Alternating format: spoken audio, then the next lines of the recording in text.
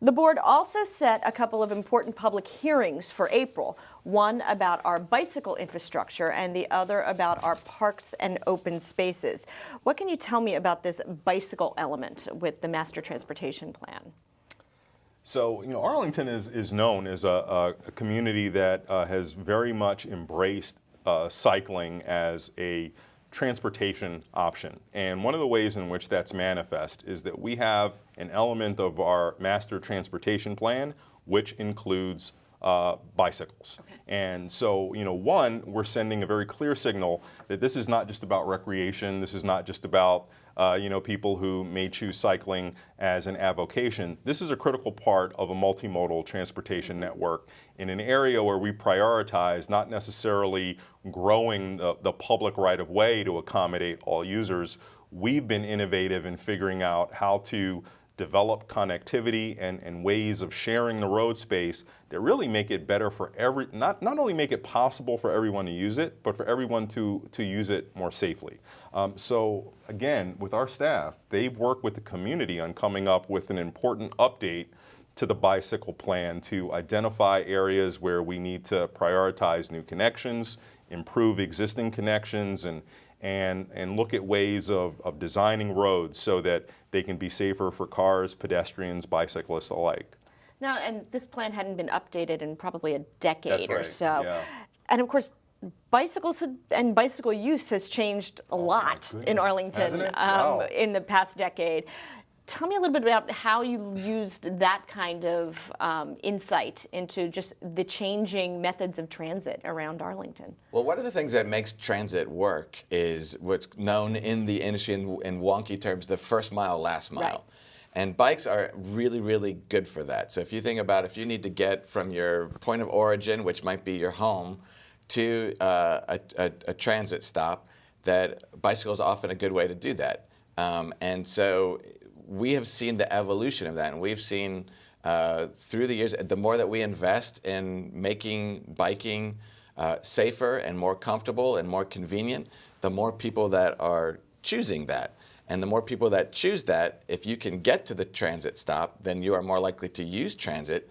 Then that gets people out of their cars and off the roads. So we're really seeing that the rapid increase in the number of people who are choosing to bike. And so this is really our way of saying, we're going to take this element of our master transportation plan, we're going to update it to make sure that we are not just looking at how do we accommodate where we are today, but how are we going to accommodate future growth, continued use, and encourage that continued shifting of folks to biking. And it can be for recreational purposes, it can be to get to work, to do your daily errands. So it's kind of all of the above, all of those different reasons, all different age groups, folks of all different abilities. You don't have to be wearing spandex and have the serious bike to be a biker in Arlington, right? You can. You don't even have to be a full-time biker. You can use Capital Bike Share. Absolutely. So you can just an occasional biker. But every time someone makes a choice to bike somewhere, they are choosing not to use a car. Not to use a car potentially. And so that's a win. That makes the overall transportation network function better. So this is really just our way of saying, hey, we're gonna plan for the future. And this was the advertisement. So we will actually be adopting that next month. So encourage folks to take a look, and if you have comments, we'll want to hear from you.